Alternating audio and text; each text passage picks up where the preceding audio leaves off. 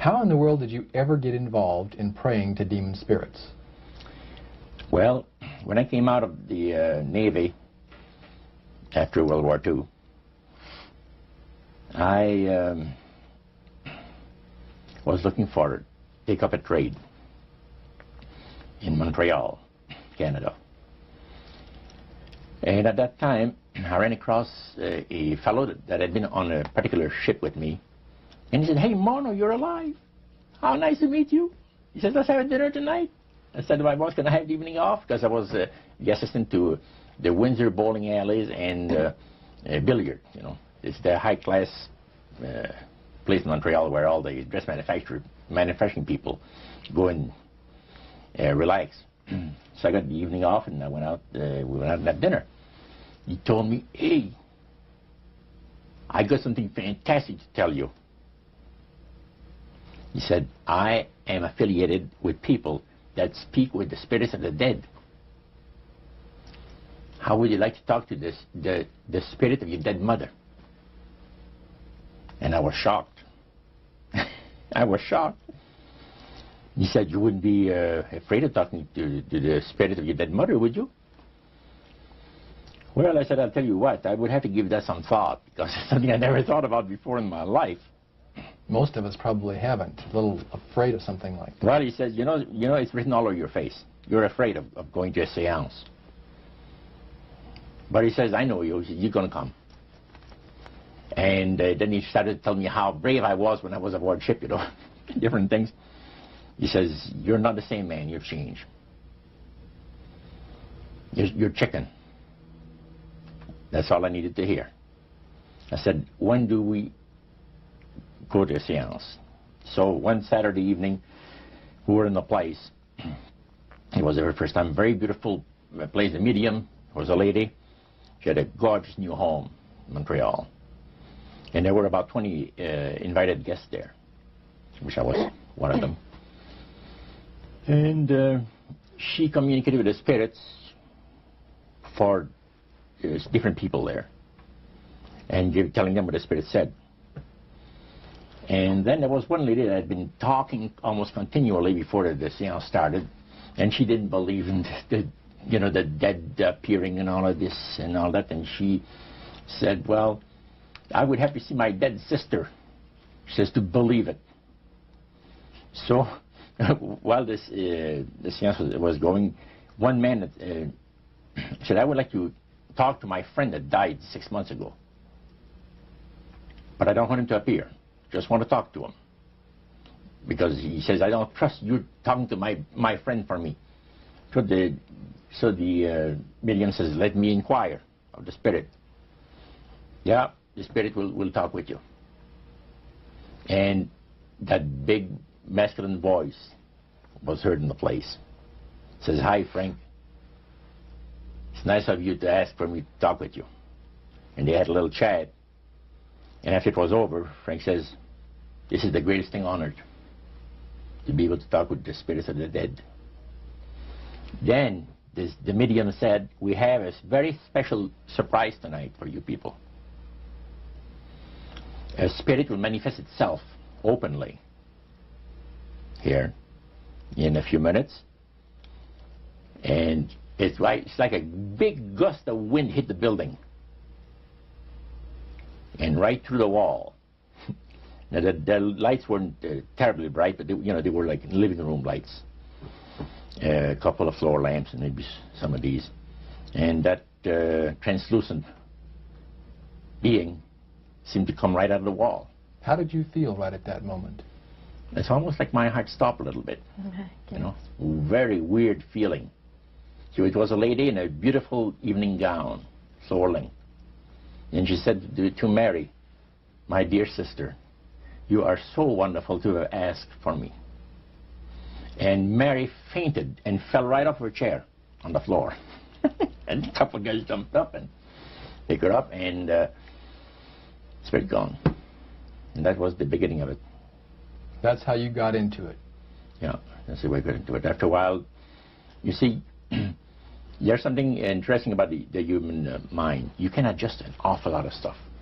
You can adjust to a lot of things that would terrify you to begin with. After a while, they become common and ordinary. So you mean contact with the supernatural can become commonplace and ordinary and doesn't bother anybody? Yeah. In other words, the more that you do it, you're not uncomfortable. That's right. It's just not an uneasy feeling. Yeah. So how did you feel about it? Then I got into a secret society that worshiped the spirits, you see. Well, now how is that different from the seance, Roger? It happens that the seance are not involving in many ways.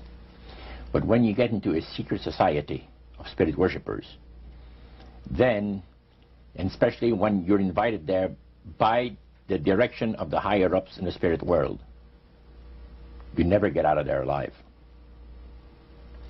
And this is exactly what my friend and I were up against. We didn't know anything about it. And there was a very, very popular big band leader. Jazz musician? Band, yeah. Very famous. He played a lot in Montreal, Canada, Vancouver, the big cities. And one night we went to one of these seances, and he was with his wife. Now the spirits had told him what to do. Spirit told him, there's two of these guys, give the names, and your wife will want to talk, we'll make it so that your wife will want to talk to the medium when you say that you want to go home because you're tired. As soon as you see that these guys are starting to want to leave, then leave with them at the same time. And as you get outdoors, you ask them if they're driving. They'll say, no, they're going to take the tramway a couple blocks away.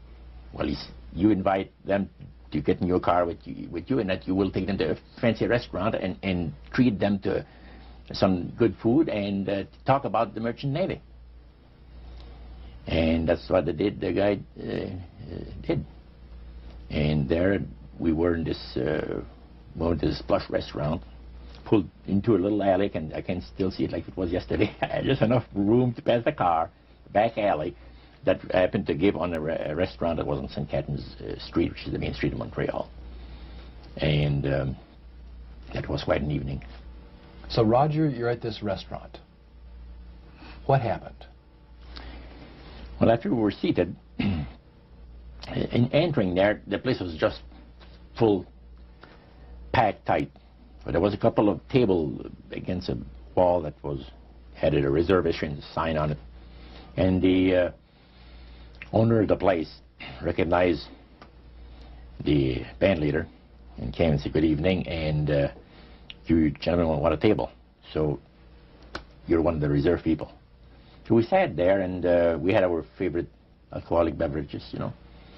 And as we talked, the band leader says, how long have you fellas been involved with sorcery? And he shocked us a little bit, and I said, exactly what do you mean? Well, he said, you know, what you people are doing, talking to the supposed spirits of the dead. He says, this is silly. And this man had been at the seance with you. Yeah, oh yeah. And he's telling you that it's silly what you've just done. Because see, my wife, he says, goes to these seances because she gets comfort, and she gets something good out of it, good feeling out of it. And she lives for what the spirits you know, are going to see that the future is going to be like. To me, he says, I can't bother with this stuff. He says, I want power, I go right to the source of power. And he says, how do you think that I became famous the way that I am? Well, I said, you must have had some good luck.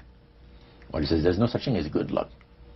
He says, there's either some power working for you somewhere, or you don't get ahead in this world. Not in my type of occupation. So it went from there. We got talking about spirit worship. Did it intrigue you? Or did it make you want to find out more about what exactly he was talking about? Yeah. So he said the supposed spirits of the dead that you're talking with are demon spirits. They're fallen angels. They're beautiful beings. Just set it out, just like that. Oh, yeah.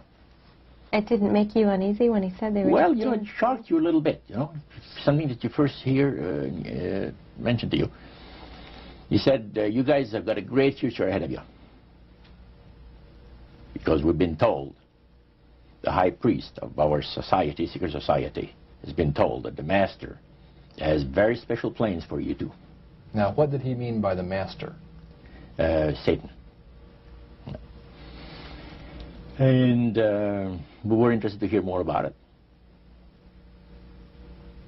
And he told us, he says, look,